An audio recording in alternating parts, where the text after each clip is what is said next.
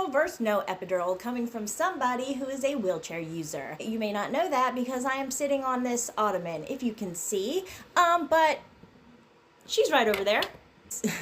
Excuse that messy little dresser in the back. That's not even supposed to be here anymore. I'm trying to center this with the headboard in the back. I hate when there's like a little gap of the wall back there. It drives me absolutely bonkers when I film here.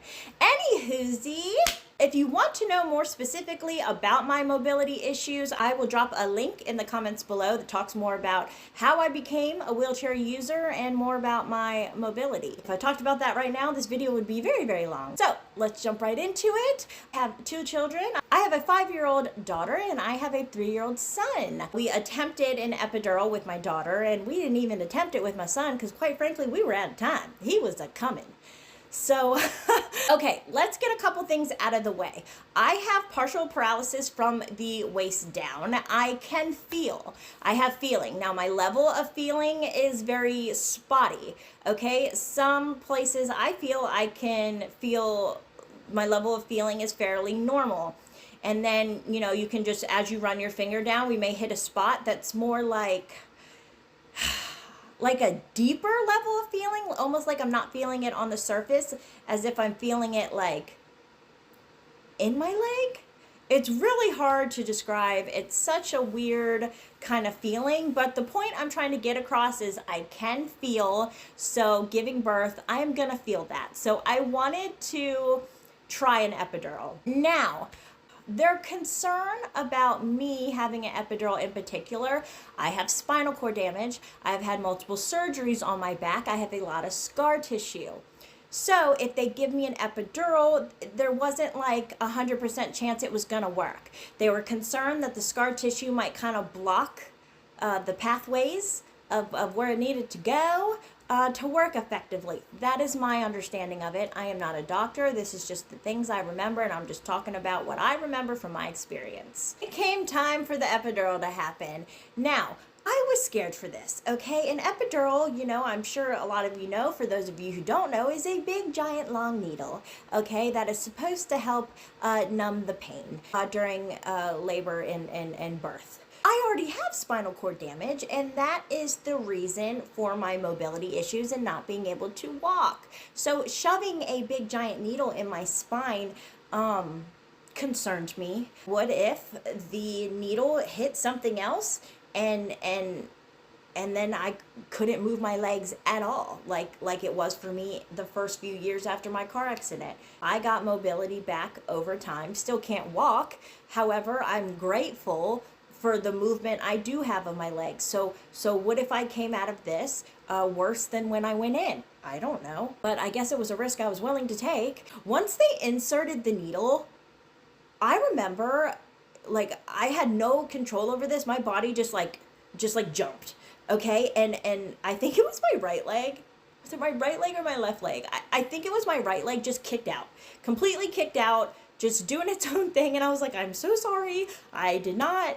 Because, you know, they're like, do not move. So I'm trying my best to be like super still, like sitting. Oh, sorry, I kicked the tripod. You know, they have me sitting with my legs hanging off, and I'm just kind of like leaning forward, waiting for this big giant needle to go in my spine. And yeah, my body just like jumped, which is not what you want to do, but it just did it. It did it all by itself, okay? I did not do that on purpose, and my leg just like karate kicks out, and I'm like, okay, sorry. Hope we didn't damage anything else. And then as time went on, they kept asking me, like, you know, do you think you feel it? Do you feel any numbness? Are you still feeling the contractions? And I was still feeling the contractions at what I felt was the same level as when we started. So then I was kind of like, oh no, it's not gonna work. Now, with my son, okay, we're gonna kind of jump to him.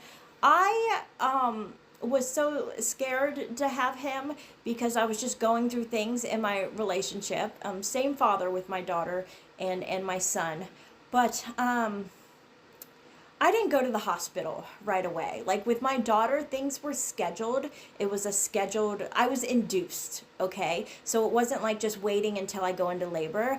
I was induced, so I was already in the hospital and chilling and had IVs and monitors and all hooked up, and it was like more chill. With my son, it was kind of like you just go to the hospital when you feel he's coming. Now, I endured a lot of pain at home because I wanted him to stay in a little bit longer. I don't really want to go into, like, in this particular video as to why that was. It's not because I didn't want to meet him.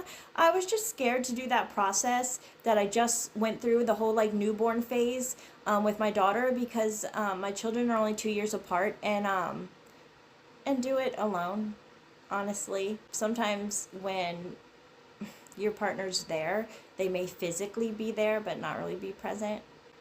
So I once again don't really want to get into that too much, but I'm just trying to let you know of like why I waited so long to go to the hospital with my son. By the time I woke him up and told him like, hey, we need to go right now, I think he's coming, and we're driving to the hospital, I was very much into labor and making a lot of noises.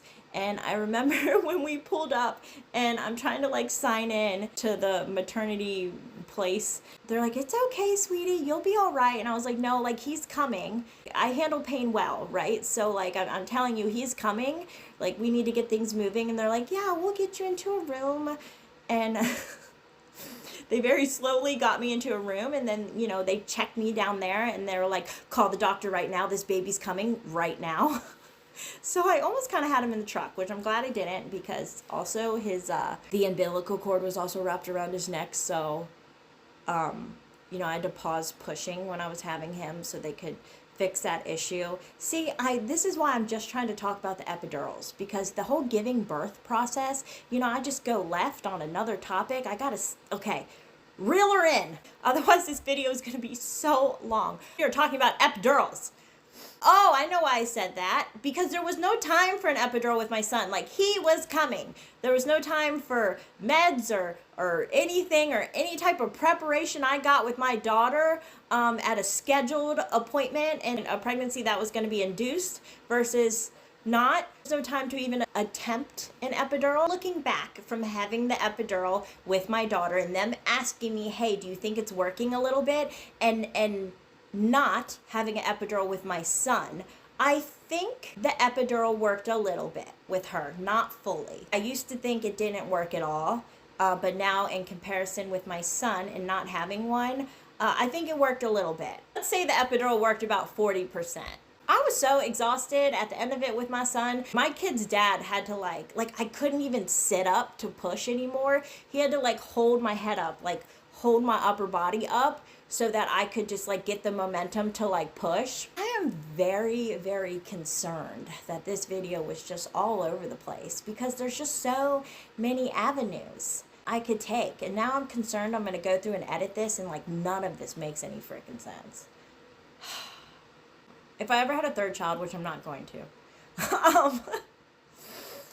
would I attempt an epidural? Probably. Because that pain, oh my gosh, from not having an epidural and having to put, it's like I didn't know what to do with my body. I was so exhausted from fighting the pain. Oh my gosh, I'm so lucky that I made it through that. It was like an exorcism or something. I don't know. It's like I wasn't even connected to my body anymore. It's like undescribable pain that just won't leave. And it was rough. I had 2 healthy children. Epidural, versatile epidural. It did not seem to affect my level of mobility after both pregnancies. Seemed to be the same in my opinion. See, now I have to make a video about the giving birth itself on both ends. I think I really just need to tell the story about my sons, because like I almost had him in the truck. And then there was like an issue like with my daughter. Like I was able to push the entire time. My level of pushing, it's like, okay, you know what's weird is like I can feel myself trying to push, but not as strong as like 100% mobile, have full control over the body. I'll be pushing as hard as I can, but I don't know how hard my body is pushing. Does that make sense? It's kind of like messes with your head a little bit, because it's like you feel like you're pushing really hard, but it's like, am I? That's a good way to describe it. Yeah. Okay, guys, I am so sorry if this video is all over the place. I just like didn't know where to start. You know, we're gonna start like writing down notes and little bullet points because I just talk so much and get on so many tangents. I don't really have friends, so when I talk to you guys, I'm like, oh, da da da da da da da.